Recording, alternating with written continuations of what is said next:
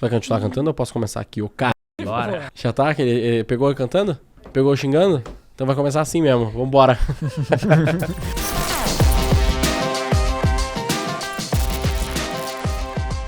Aqui é @Guilherme _Lippert. Minha expectativa para esse episódio é consolidar meu conhecimento sobre planejamento e forecasting aqui. Boa.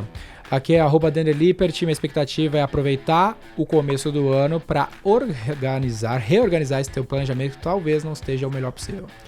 Aqui é @João Vitor e minha expectativa para esse podcast é entender como que o Denner escolhe quais números ele vai usar de base para o planejamento dele. Sejam muito bem-vindos a mais um Roy Hunters Podcast. Hoje vai ser daquele jeitinho, hoje vai ser só os hosts, Só a elite. só a elite do growth, do marketing digital e de tudo isso que dá resultado para negócios. Vamos falar um pouquinho então de marketing forecast. A gente tem um especialista em marketing forecast aqui hoje em dia. Market forecast, planejamento, orçamento e resultado. Só que antes da gente falar disso, a gente tem que lembrar do nosso belíssimo patrocinador, a Minimal Club. Eles estão sempre aí com a gente tá sempre fardado. Hoje, por acaso, o João não está. Mas eu estou com a calça. Tá com a calça aí, que é um novo, belíssimo produto deles no mais alto nível, no mesmo nível das camisetas que você já conhece aí, que não encolhe, não desbota, não amassa, é maravilhoso. Então conheça lá a Minimal. Lembrando que para a primeira compra, ROI20, ROI20, você tem 20% de desconto na sua primeira compra lá no site da Minimal. Vai lá conhecer que os caras são pica. Vamos falar então sobre isso. Pô, gente, a galera aí talvez não tá nem ligado do que a gente tá falando, né? Apesar do subtítulo deixar um pouco mais claro, né? Planejamento, orçamento e resultado. Mas forecast ali é um tema bem importante, que é a gente planejar os resultados da parada, né? O que vai acontecer. Então, muito planejamento de marketing é meio aleatório, né? O clássico é aquele, vou investir X% do meu faturamento no ano que vem. Mas isso não é bem um forecast, né? A gente precisa... Ou quanto que eu preciso investir, quanto que eu tenho que colocar em marketing, né? Quantos por cento do quê? Qual que é a lógica? Isso, então a nossa ideia aqui é trazer um pouquinho da visão de como é que a gente faz e enxerga esse assunto, de como é que tu vai planejar o teu marketing, transformar isso no orçamento, que tu tem uma visão clara de como que ele vai transformar esse resultado. Acho que a primeira coisa que eu acho muito engraçado de planejamento de marketing é que ele é a única linha de budget que eu tenho no meu BP que eu quero estourar. É a única. Tipo, o número que eu coloco... pensa assim, né? O resumão da ópera é, cara, se pra cada R$1 investido volta 5, se eu quero faturar 10, eu vou colocar 2. Assumindo que eu tô mantendo esse 5 de retorno pra cada R$1, na verdade eu quero, e que meu fluxo de caixa comporte, né, aguente, eu não quero investir 2, eu quero investir 1 milhão. Sim. Então assim, a linha tá lá em valor absoluto, mas na prática o que me importa de verdade é investir o máximo possível dado a rentabilidade mínima que eu espero. Óbvio, aí tem aqueles cuidados do fluxo de caixa, essas coisas, mas é isso aí, eu sempre brinco isso com o time que eu falo, cara, você tem esse budget aqui pra investir. Sim. Só que não seja burro. Se você tiver conseguido entregar rentabilidade e for possível investir mais, investe mais. Cara, mas isso é muito diferente da realidade das empresas. Você tá falando como se fosse... muito diferente. Como se fosse normal, né? Esquece, a maioria das empresas quer investir o mínimo possível. A maior não quer maximizar o investimento. Investir o mínimo possível, pensa que é um mal necessário. Quer investir o mínimo possível. O mínimo possível. Porque o forecasting, ele é um processo de predição futura. Esse é o lance. Isso é a parada que você tem que sacar sobre marketing. Não é tipo assim, eu preciso investir em marketing, tem uns caras do marketing lá, vamos dar o mínimo de dinheiro para eles fazerem umas paradas maneiras. É longe disso. É um exercício de predição futura baseado em dados do passado. Isso é um forecasting, um exercício de previsão futura baseado em dados do passado. Então, por isso que o ponto de partida de um forecasting não é o budget que tu tem, é o quanto tu quer fazer. Esse é o ponto de partida. É um working backwards, bem o lance que a gente tá falando do livro da Amazon, é um trabalho de trás para frente. Quanto tu quer fazer? Cara, esse ano a gente fez 50 milhões de receita. No ano que encerrou, né? A gente tá gravando esse podcast no começo de 2023. Então, no ano de 2022, temos 50 milhões de receita, por exemplo. Em 2023, eu gostaria de fazer 1 bilhão de receita. Fiz 50 milhões, quero fazer 1 bilhão de receita, tá? Esse é um exercício de forecasting. Qual que é o próximo passo? O próximo passo é eu ver os dados, porque é um exercício de planejamento futuro baseado nos dados do passado. Então, eu quero fazer 1 bilhão em relação aos 50 milhões que eu fiz. Beleza. Agora, eu vou começar a puxar os dados do passado. E provavelmente os dados do passado vão mostrar que é improvável que eu vá conseguir chegar a 1 bilhão. Uma dúvida aqui. Você define quais são as alavancas que geram essa receita antes ou depois? Por exemplo, no G4, quando a gente vai falar da nossa do forecast para 2023 em imersões, por exemplo, antes de olhar os números que eu tive em 2022, a primeira coisa que eu fiz foi, cara, quais são as variáveis que compõem a minha receita nessa unidade de negócio? Depois eu fui olhar número, porque se eu fosse olhar número por um todo, eu podia olhar um monte de número ali, pelo menos na nossa leitura, né? A gente olhar um monte de número que tem dentro da DRE e tem uns números lá que são mais ruído do que dado, né? Tipo assim, cara, meio que foda-se esse número aqui específico. Então, assim, a definição de quais são os números que compõem o resultado no processo que vocês fazem, vem antes ou depois? Eu acho que hoje ele vem antes, mas pela maturidade que a gente tem. Então eu até pensei assim, porque como que eu faço na prática?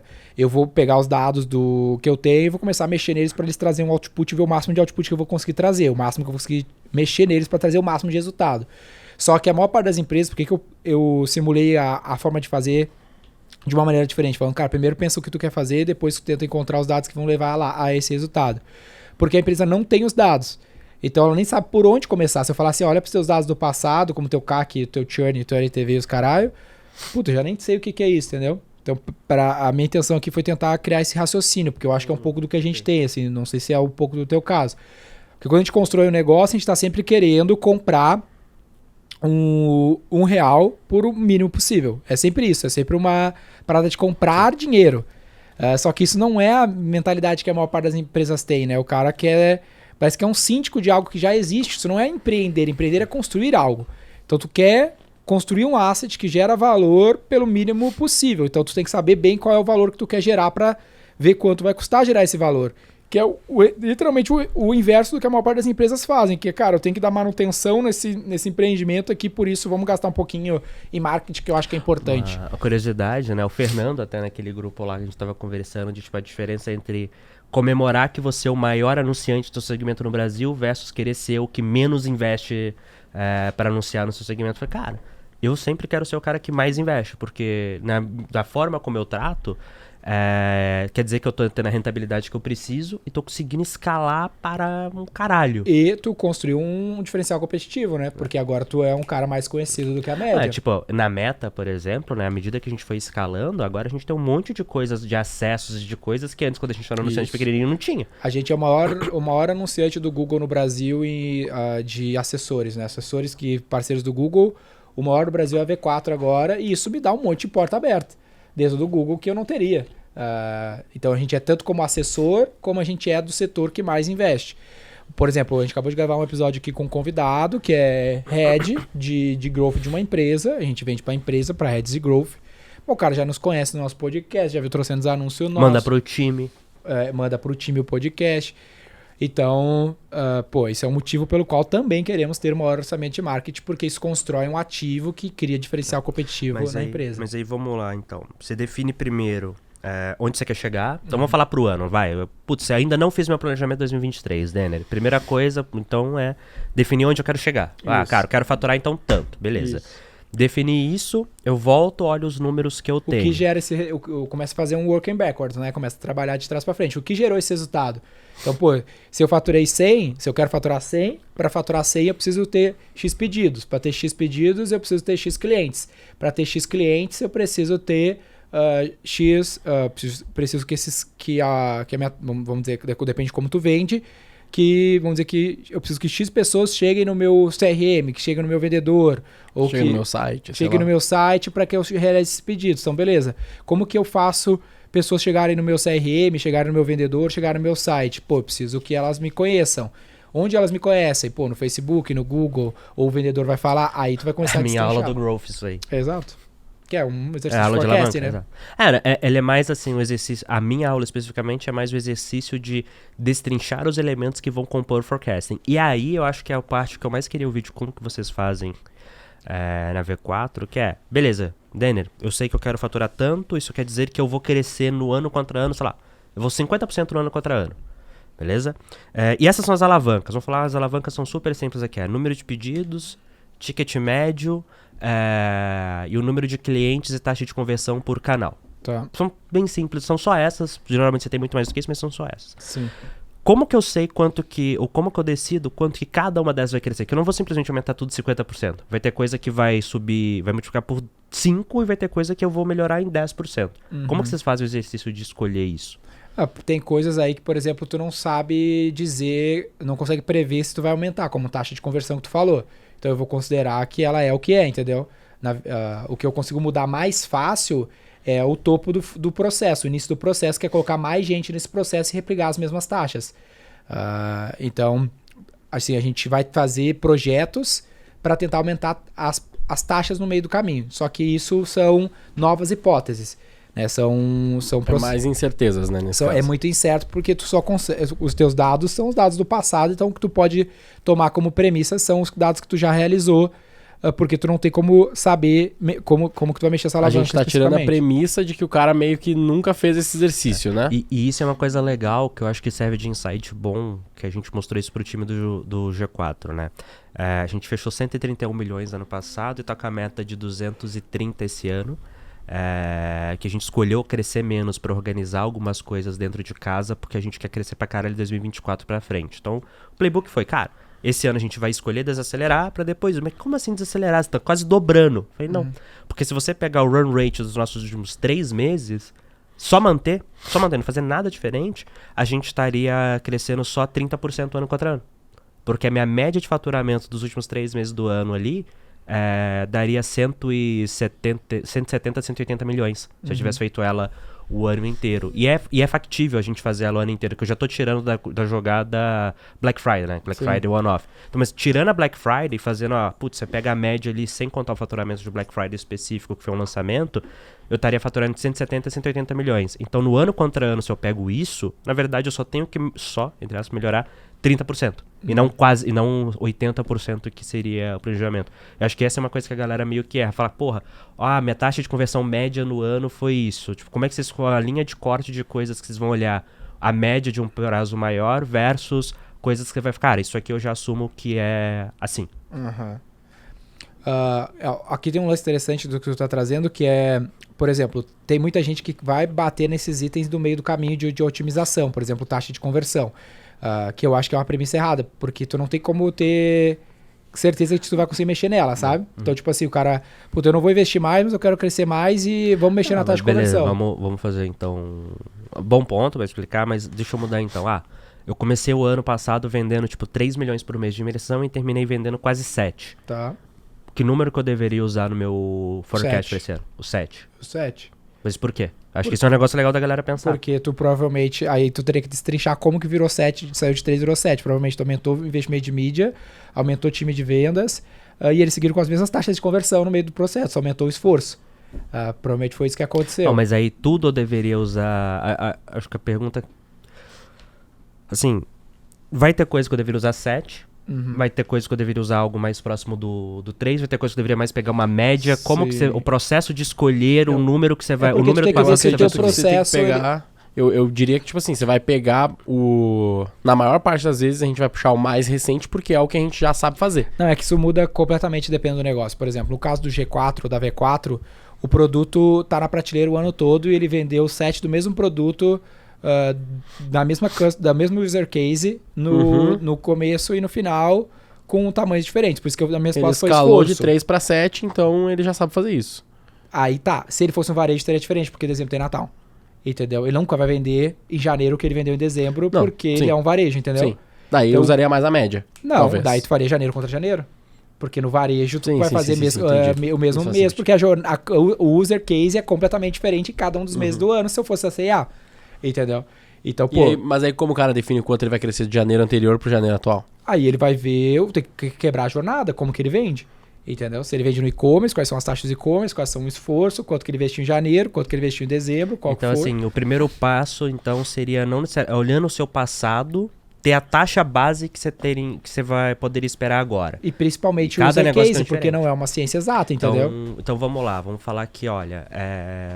Putz, ano passado eu vendi 60 milhões, esse ano eu quero ir para 100, só que a minha taxa base que eu posso trazer do ano passado para cá já me faria chegar em 70, por exemplo, ou em 80, meio do caminho. Sim. Então quer dizer que o meu plano de ação, né, que são as hipóteses, é de como levar, não é de como levar de 60 para 100 no ano, é como levar de 80 para 100, porque 80 eu já teria em cima das taxas bases que eu posso assumir do meu passado. E do esforço que tu aumentou até o final do ano, porque tu tá investindo mais no final Não, do ano. quando eu tô falando de taxa Isso, base, eu tô tá, falando entendi. que é isso. Ó, olhando pro ano passado, eu não vou simplesmente repetir o que eu fiz. Eu melhorei nessas coisas aqui, então eu tô Isso. mais próximo do que eu tava no final, do que do começo, Isso. ou eu tava numa média e tal.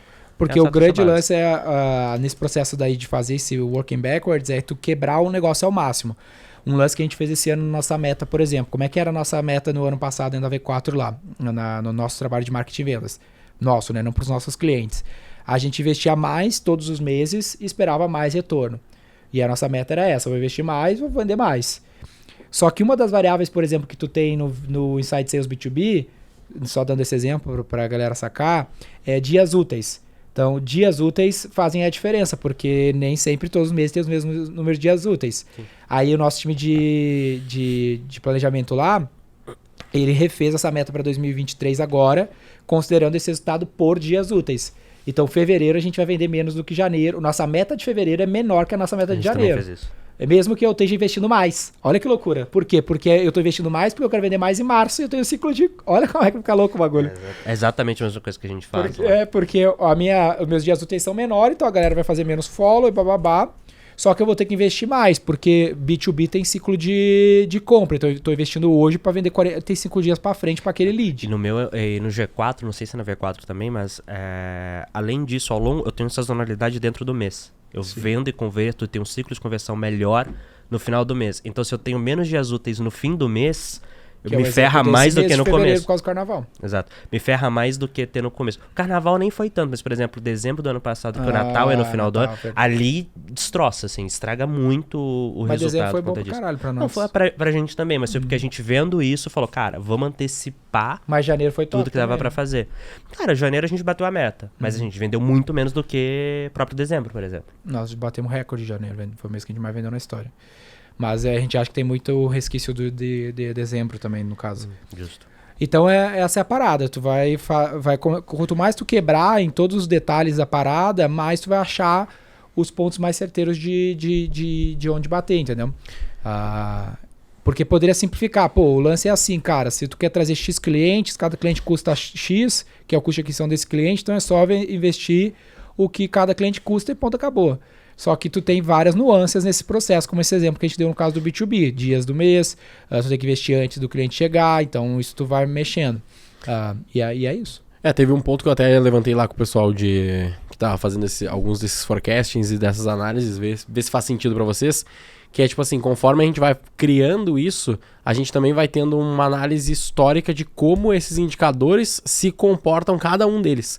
Então, por exemplo, um que é muito comum é tipo assim, eu vou ter mais mídia, e aí eu simplesmente vou botar mais mídia e a gente já sabe que isso não se comporta dessa forma, né? Que eu vou botar mais mídia e vou ter o mesmo resultado, só que maior.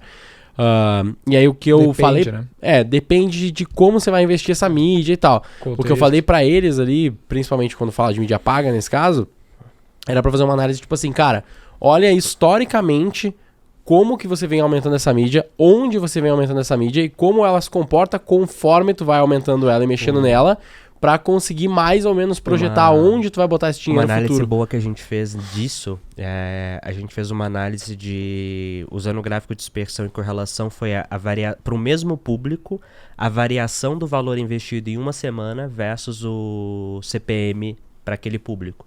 E a gente conseguiu meio que nisso dar uma estudada na sensibilidade de volume de investimento por público que a gente tem.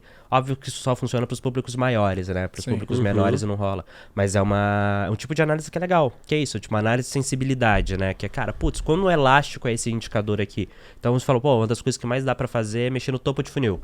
É investir mais. Mas fácil, será né? que por exemplo, aumentar time de vendas. Se eu tenho mais vendedor, deveria conseguir vender. Só que aí você tem a questão de conseguir gerar lead bastante para alimentar todos os vendedores. Pode ser que a receita por vendedor caia, porque agora que você tem mais vendedor, porque você está dando menos lead para cada um. Isso a gente fez. Um dos motivos que o nosso time bateu o recorde em janeiro foi um lance que é o WIP Limit, que é o Work in Progress. Qual que é o limite do Work in Progress do teu... Isso é coisa de produção, engenharia, os caralho, mas a gente usa em agilidade, por exemplo. Então, pensa o seguinte, né? Então, é isso, Work in Progress, quanto volume de trabalho ou a pessoa tem o WIP Limit, que é o Work in Progress Limit, ou seja, quanto de volume de trabalho ela consegue ter no máximo. Para manter a qualidade de Manter output. a qualidade, porque às vezes se tu aumenta muito a demanda e não cria um WIP Limit, tu prejudica o output, a qualidade do output ali que esse time vai gerar. Então isso em vendas é muito claro, velho, porque se tu joga muitos leads, é muito, muito claro. Muitos leads para um vendedor sem determinar um WIP Limit, ele vai começar a fazer, por exemplo, menos follow por lead, e isso vai impactar diretamente na taxa de conversão dele. Então o nosso time de gestão de vendas começou a mexer no WIP Limit de vendedores, ou seja, quantas reuniões ou leads eu posso direcionar para um closer, a depender do closer, porque cada closer está num nível de maturidade, ou seja, tem WIP limits diferentes. Então ficou todo quebradinho assim. Cada grupo de vendedor tem um WIP limit diferente, vai receber menos ou mais demanda baseado nesse histórico do cara. Isso teve um resultado bem melhor, foi o nosso recorde de vendas no time de vendas. O ponto é, olha como tu consegue detalhar a parada, né? E no fim das contas, isso tudo vai levar para um plano core. Então, ó, minha meta, o máximo que eu vou conseguir fazer vai ser 200 milhões, por exemplo, 200 e poucos milhões. Só que isso aqui é meu core, então eu vou gastar, vamos dizer, 20 milhões, mais 10 milhões de headcount, mais 5 milhões de ferramentas, são 35 milhões para vender 200 e poucos milhões. Pô, isso aqui os meus dados dizem que vai dar, velho. Só se o mundo não acabar no meio do caminho, várias variáveis ainda, tende a dar. Só que além disso, tu deveria ter mais uma linha de P&D, que é a minha linha de cara, eu preciso testar outras coisas, porque, por exemplo, essa minha meta vai ser batida com, só um exemplo, mídia de Google e Facebook. Tá, mas eu tenho TikTok, eu tenho programática, eu tenho LinkedIn, eu tenho Twitter Ads, eu tenho eventos, que eu ainda nem sei os dados, eu nem testei. Então eu preciso criar uma verba, que a gente fala que tem falado agora bastante no podcast, que é do Esquadrão Suicida. Que essa verba é para testar, velho. Vou tentar LinkedIn, vou tentar Twitter e ver se eu acho uma nova avenida de crescimento, porque aquelas que eu já estou fazendo, elas tendem a se esgotar em algum dado momento. E aí, só que isso aqui, ele é adicional à sua verba de meta, sua linha de bateção de meta aqui, para te tentar achar novas avenidas. Uma dúvida. Beleza, desenhou o plano. Como que você faz o acompanhamento da execução dele? De quanto em quanto tempo você revisa as premissas que você adotou? Semanal. A gente semanalmente revisa o resultado em relação ao objetivo. Beleza, então a comparação, eu planejava tanto, fiz tanto. Isso. Mas e falar, putz, acho que eu planejei errado. Com quanto tempo você ajusta? Semanal. Semanal você ajusta? Não ajusto se der merda, sim. Lá no Se não G4, der merda, o não. que a gente faz? Né? Não, a gente ficou. acompanha também semanal, mas as revisões de premissa, por exemplo, putz, eu esperava, sei lá, falar, minha receita por vendedor que eu tava esperando era 350 mil. Eu só mudo esse número que eu tava esperando no trimestre ou semestre. Aí que tá, ó. A gente revisa semanal e eu só vou mexer na premissa depois de eu ter tido evidências subsequentes de que ela de fato tá errada. Mas se isso for no meio do quarto, tanto faz.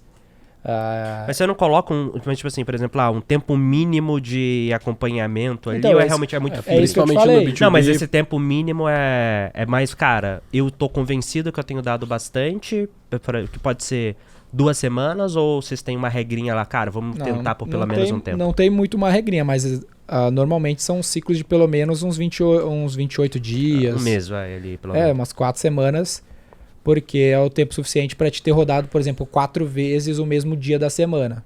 Né, entendeu? Mas eu acho que esse é um conceito importante pra galera, que é o fato de você não estar dentro do planejado, né, de ter um desvio, tanto pra cima quanto pra baixo, é um sinal de que você deveria revisar seu planejamento. Mas não é a primeira semana que não entregou, você já deveria revisar. Você tem que ter algum tipo Você de... tem que estar atento, mas... acompanhamento. E pra cima, pra baixo e pra cima. Por exemplo, a gente no G4, no ano passado, no meio do ano, a gente tem a revisão de mid-year, teve 2 BUs que a gente jogou pra cima, a meta base dos caras, a gente falou, cara, a gente errou. Uhum. A gente achava que ia faturar tanto, as coisas foram muito melhor do que planejado, vamos jogar pra cima, porque senão o nego vai jogar com jogo, vai entrar em campo com o jogo ganho direto, fica sem desafio, fica ganho. Cara, tem a revisão pra cima também. O lance que eu gosto de falar ali só sobre a revisão quarto e semestre, tem o ponto que tu trouxe, que é, não dá pra revisar com poucas evidências de que vai dar merda, né? Precisa ter um pouco mais de evidência, senão tu sai mudando o bagulho no desespero. E ao mesmo tempo tu não precisa estar comprometido, cara, precisa mudar só uma vez por quarto. Não, se tu vê que, já tem evidência suficiente que vai dar pra lá ou pra cá, muda. Porque o nosso compromisso é com o resultado, não com o processo. A Nike fala isso, né? A gente tem Resultados excepcionais e não processos, né? não, o que vale não são processos perfeitos, mas sim resultados perfeitos. É isso. Mas eu acho que talvez o insight seja, tenha um ciclo que te obriga a olhar e revisar. Não necessariamente é só nele que você revisa, mas pelo menos você tem o mínimo. Tipo o que a gente faz com ciclo de avaliação de gente no G4, né? Cara, uma vez por trimestre, tu tem que sentar e avaliar. Isso. Se precisar fazer antes, se quiser fazer antes, ótimo. Mas a gente tem um mínimo garantido pra você não ficar só no E ao automático mesmo também. tempo, tu não precisa esperar a próxima avaliação pra decidir tirar o cara, É isso, por tipo exemplo. assim, o mínimo é isso. Agora, se você quiser fazer mais, beleza, faz sentido, você tem dados que estimulam e Isso. tal, é muito mais uma garantia do que um limite. E eu acho que esse exercício, principalmente para os gestores, você que é marqueteiro aí, não é o gestor necessariamente, já chega o budget para você, compartilha esse podcast com o cara, porque um lance que eu fico muito de cara é quando eu chego para uma liderança minha e o cara fala assim, pô, mas o meu budget era esse. Porque, cara, onde tu acha que sai o budget? Alguém chega assim e fala, o budget é Y? O cara deveria construir esse racional, tu tem que entender esse racional e brincar com ele. Eu literalmente, eu com um hobby, eu fico mexendo, cara, mas se meu negócio fosse assim... Eu sempre faço assim, pensa, eu fiz o meu time de vendas, por exemplo, eles caíam muito nessa aí de ficar na zona de conforto. Eu falei, cara, faz uma reunião, acho que mensal, na agenda de vocês, pra discutir como que vocês vão fazer 10 vezes em um ano. Como vocês vão fazer 10 vezes mais daqui a um ano do que vocês estão fazendo hoje. Porque é pra forçar a cabeça do cara a pensar, caralho, então eu teria que mudar isso, teria que contratar mais vendedor precisa de mais Essa é uma outra passo. sacada que a gente teve no G4 também, que foi não, tipo, fazer esse teste de estresse. Porque é razoavelmente fácil você pegar um número que na sua cabeça é factível de crescer ou de melhorar. 20, 30% ali de um ano pro outro e tal, é mais ou menos fácil. Só que, e se você quiser crescer 10 vezes? Às vezes não dá. Só que o exercício de tentar crescer 10 vezes te faz encontrar como, ao invés de crescer 30%, dobrar. Exato, crescer Só que aí duas você tem que vezes. meio que esquecer as premissas atuais de tipo, o que eu consigo fazer? Cara, se tu força a acha novas pensar como avenidas. você faria mais. Cara, e esse exercício, ele parece simples, mas ele é muito desconfortável para a maior parte das difícil pra pessoas. Teve um caso lá na V4 que a gente tinha um top vendedor, ele era um ano seguido o vendedor que mais vendia, sentado na cadeira, fazendo o mesmo processo há um ano e ele melhor. Foi melhor, sei lá, 6 vezes no Um mínimo, ano. né? Um ano, 12 meses. Todos os meses ele era o melhor. Ele bateu tudo isso, nem lembro. Sim. E aí eu falei pra ele, puta, velho, parabéns, e pá, mas agora, pô, eu preciso que tu encare uma nova missão, né? Tu vai ficar aqui vendendo 100 mil e a gente vende, sei lá, 3 milhões, tu é o melhor, só que tu ainda é irrelevante. Se eu perder, tu tanto faz hoje. Boto 2 no teu lugar, vai ser tão bom quanto. Então, pô, mas E tu não tem... é tão difícil, né? Só que tu tem uma puta habilidade. Como é que a gente vai escalar isso? Como é que eu vou fazer tu fazer 10 vezes isso? Que vai ser 50%, 30% do resultado. Pô, vou te trazer então pra uma frente de alianças, cara. Pô, um jeito completamente diferente. Não vou fazer tu ter uma taxa de conversão maior ou um ticket maior. Não, eu quero que tu construa uma nova frente. Tu, ao invés de tu vender pra cliente, tu vai vender pra parceiros. E aí, com parceiro, tu vai conseguir, pô, talvez 10 clientes por mês com cada parceiro. Então, tu pode ser o cara que traz 1 milhão ao invés de trazer 100. E aí foi uma dor desgraçada fazer o cara fazer isso, velho. Porque o cara não queria sair da zona de conforto. Porque é muito fácil tu ver os problemas, né? É muito fácil, pô, a gente tem que crescer tanto. Fala, cara, mas a taxa de conversão quando investe mais sempre cai. Fala, cara, não é assim. Mas vai ser muito difícil contratar. Não Queria sei, outro jeito, pô, dá dá um mais jeito, eficiência. sabe? Tipo, é muito mais a cabeça de criar o problema pra ver como resolver E dar uma do que na hora que o volta. problema acontecer, você simplesmente desistir. E dá uma volta, porque não é o que teus olhos podem ver. Eu não preciso ter mais taxa de conversão, preciso ter mais lead. Eu posso achar uma outra volta, como um canal de aliança nesse exemplo aqui, né? Mas, obviamente, a minha meta não conta com isso, porque isso seria uma novidade. São várias premissas aqui que eu não tenho evidências de que vão dar esse resultado. Então, o meu core tá baseado nas premissas que se comprovaram no tempo, mesmo que elas possam oscilar. Isso tá à parte como uma área de P&D para essa. Quanto mais ou menos você tá disposto a colocar como P&D ali do... O máximo que eu posso perder. Essa é sempre a visão. Não é a porcentagem, entendeu? Então, sei lá, a gente criou uma frente nova agora lá, V4 Growth Capital, que tá em teste. 3 milhões é o dinheiro que eu posso perder. Você dá um fundo ali para ele. É. É um funding de Venture Eu fiz Capital. um Tem 3 milhões, Mas o plano que eu espero é esse, se der errado... Mas eu fiz 3 assim, milhões de stop eu loss. fiz um plano assim, primeiro eu fiz um plano, qual é o máximo que eu consigo executar disso? Aí fiz um plano do ano, se eu fosse executar essa BU nova, puta, no primeiro semestre ele me consumiria 3 milhões, depois consumiria muito mais.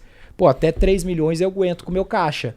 Então, full power, bota 3 milhões aí, eu vou monitorando. Eu acho que isso é uma coisa legal que a galera que ajuda muito, que é isso, é a visão de stop loss, ó. Você tem um funding, tipo a visão de venture capital. Cara, ó, você tem esse funding aqui, seguinte, se tu entregar o resultado que a gente tá esperando, eu te dou mais funding, ou às vezes você nem precisa de funding a mais. Agora, se não entregar, putz, para minha perda. Mas ele também, né, e outro detalhe é que não é uma parte do meu orçamento de marketing, não tem nada a ver, nem é um funding a mais tipo, é quanto eu tenho em caixa. Eu não tirei de nenhum lugar pra colocar ali, era uma grana... Eu tirei do meu caixa, né, tirei do meu fluxo. É tipo assim, eu não deixei de investir em A pra investir em você, tipo, no que eu deveria investir de core. Eu peguei, olha, o caixa excedente que eu poderia colocar mais em qualquer outra coisa, eu escolhi colocar em você. Ou distribuir.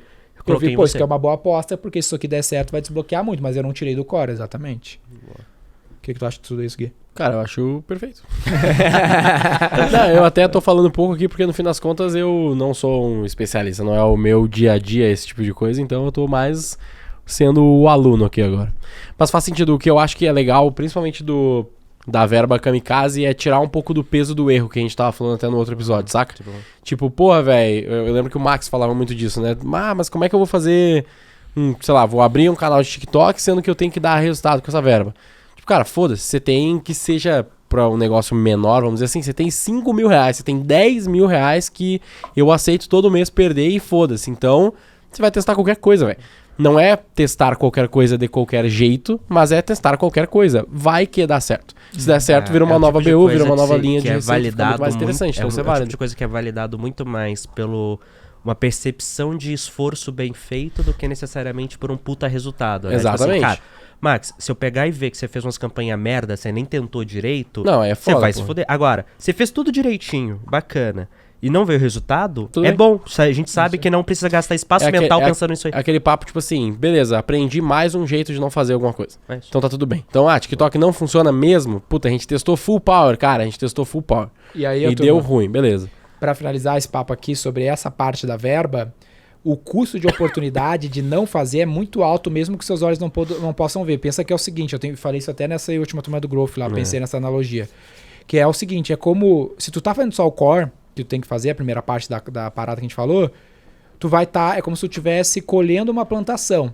Só que uma hora vai acabar, velho. Esse teu canal core vai parar de funcionar, vai ficar mais caro, vai ficar inviável. Principalmente se o cara tá falando de canais de mídia paga. E se tu parar, se tu só colher, ou ao mesmo tempo tu tá tocando teu business, tá distribuindo lucro pra caralho. Se tu não tá separando o máximo possível pra perder, implantar, uma hora essa plantação que tu só colheu vai acabar e tu não plantou nada. Na minha aula, eu falo pra galera que não tem canal bom ou canal ruim. Você tem canal mais ou menos adequado pro seu negócio naquele momento. Então, tipo assim, cara, negócios diferentes vão usar canais diferentes e no tempo os canais mudam. E eu sempre falo, quem usa Meta Ads aí, né? Putz, galera, quem usa pelo menos uns 3 anos? O que aconteceu no último ano? E todo mundo fala, cara, piorou pra caralho. Por quê? Porque mudou toda a lógica de tracking, de otimização. Concorrência só vai piorar, né? Não, eles estão revertendo. Tá ficando bem da hora, cara. Tá... Vai ter o negócio dos cookies, né? Vai ter o negócio dos cookies logo mais também, né? Isso vai ferrar Google. Né? Mas, por exemplo, o Advantage do Facebook... O Google tá em xeque, né, velho? Tá melhorando pra caramba o resultado. Tipo assim. Mas, cara, foi tipo uns 2 anos piorando pra agora começar aos poucos voltar... Tipo assim, a minha gerente de contas do Facebook veio querendo que eu leve o time inteiro pra aprender WhatsApp Ads. Porque como é a conversão 100% dentro de plataformas deles, o tracking é ótimo. Como o tracking é ótimo, a otimização também é ótima. Mas tá tendo tracking agora de WhatsApp direitinho? Quando você usa a API oficial, sim.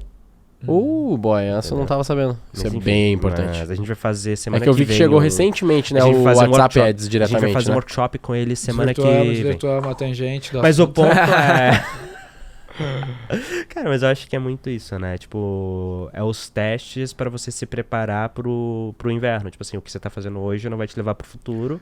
E o forecast mostra justamente onde tá a maior possibilidade do que você faz hoje não te levar pro futuro. E o lance aqui a galera sempre quer um número. Quanto que eu vou investir, por exemplo, nesse teste? E a minha resposta sempre é essa do máximo que tu pode perder. Porque é o custo da oportunidade. Quanto mais dinheiro tu colocar, mais chance tu vai ter de acertar. São mais apostas. Quanto menos apostas tu fizer, mais longe tu vai estar de explorar todas as possibilidades. Então, se tu vai... Tem muita empresa, cara. Eu falei com os caras no G4 lá, nossos alunos do Growth, que o cara falou, eu faturo 70 milhões por ano. Lucro, sei lá, 50% disso. E aí eu perguntei, beleza, quanto que tu investe de mídia digital? Olha, R$5.000 por mês. Quanto tu acha que eu deveria investir? Eu falei, cara, tu deveria investir, sei lá, uns 5 milhões por ano. E ele, caralho, como assim? Eu falei, mano, R$5.000 uma dentista sozinha, nada contra dentista sozinha, mas, tipo, comparar uma empresa de 70 milhões, tu deveria estar explorando muito mais possibilidades para achar uma nova avenida de crescimento. Tá sentado no teu resultado de curto prazo, colhendo tudo que tu tem e não tá plantando de amanhã. O de hoje vai acabar e tu vai se fuder. Essa é a realidade que vai acontecer. E o caso desse vai cliente, acabar. Vai Essa acabar. turma E o caso desse cliente, desse aluno, era um cara de SMS e VoIP. E olha que louco, né? A empresa que deu origem ao iFood, a Movile, era uma empresa de SMS marketing. O que eles fizeram? Começaram a fazer apostas fora